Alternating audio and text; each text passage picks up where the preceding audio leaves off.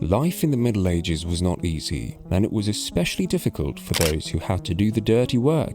From leech collectors to cesspool cleaners, there were many undesirable jobs in medieval society, but perhaps none were as grim and depressing as the life of a medieval executioner. Tasked with carrying out the most taboo and macabre job of the time, the executioner's life was one of secrecy, isolation, and constant fear. Let's take a closer look at what it was really like to be a medieval executioner and explore the dark and often tragic aspects of their profession. These cruel headsmen served a single function wherever they were employed: to carry out a task that few others were willing to be able to complete. Their job was to put the finishing touches on the executions of the condemned, whether by tightening the rope or cutting off their heads. Their axes were indiscriminate. They slaughtered both royalty and commoners with equal relish. There was a worldwide epidemic of crime and lawlessness throughout much of the early medieval period and the centuries that followed. Evil was commonplace everywhere, from Europe and Asia to the Middle East.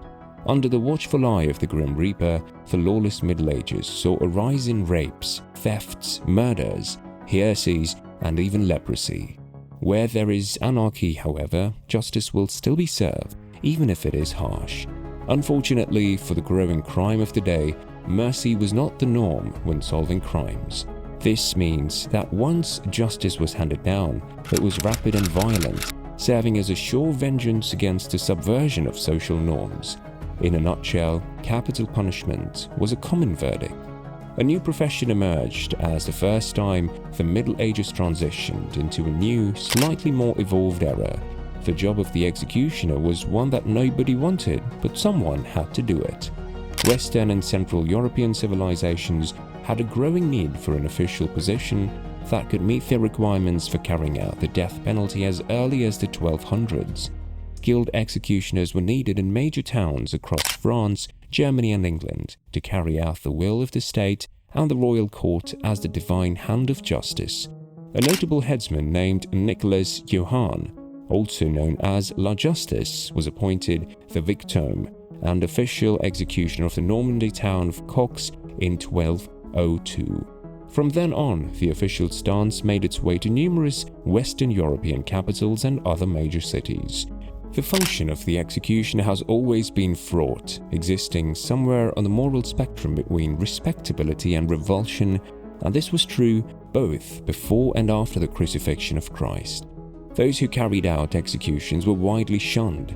There has always been a taboo surrounding death, and more specifically, murder. Murder was no longer considered immoral when carried out by a mob, such as lynching, and the offender was simply wiped from existence. Once an individual took matters into their own hands and committed a murder, however, things changed drastically. And so it was with the executioner. Someone in this role was considered disturbed, a sinner beyond salvation, and a killer because of their reputation as the headsman. Most people couldn't wrap their heads around the headsman's state of mind, and they certainly couldn't condone the callous taking of life on command.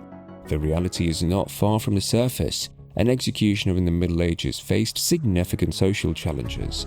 An executioner was a member of a socially unacceptable lower caste or outgroup in the majority of medieval societies. Although some of these people were able to make a decent living from their profession, they were often forced to labor alone and never fully integrated into mainstream society. People looked down on and shunned executioners because they believed that their job description should not include the freedom to inflict murder, torture, and other heinous acts on another human being. The homes of executioners and their families were typically located on the outskirts of towns and cities. Since they were not allowed to be buried among the general populace, their graves were delineated and designated from the main cemetery. Like Jews, lepers, and prostitutes did in the Middle Ages, executioners had to be marked in some way that made them identifiable even when they weren't on the job. Even outside of Europe, a person who carried out executions faced severe discrimination and denigration. They were all members of the lowest social caste in Japan, known as burakumin. The executioners were nevertheless shunned by the rest of the community, even though they performed a variety of duties essential to the town's survival. They were isolated from the town's upstanding, well-to-do people and forced to huddle with the same social outcasts they were responsible for. Endogamy, or the practice of only marrying within one's social rank, became common among families of executioners as a result of this widespread shunning throughout the Middle Ages. The vast majority of executioners wed women from other executioner families, thereby creating isolated subcultures of their own. That's all for the video, and we'll be right back with more. Don't forget to give this one a thumbs up and subscribe to our channel.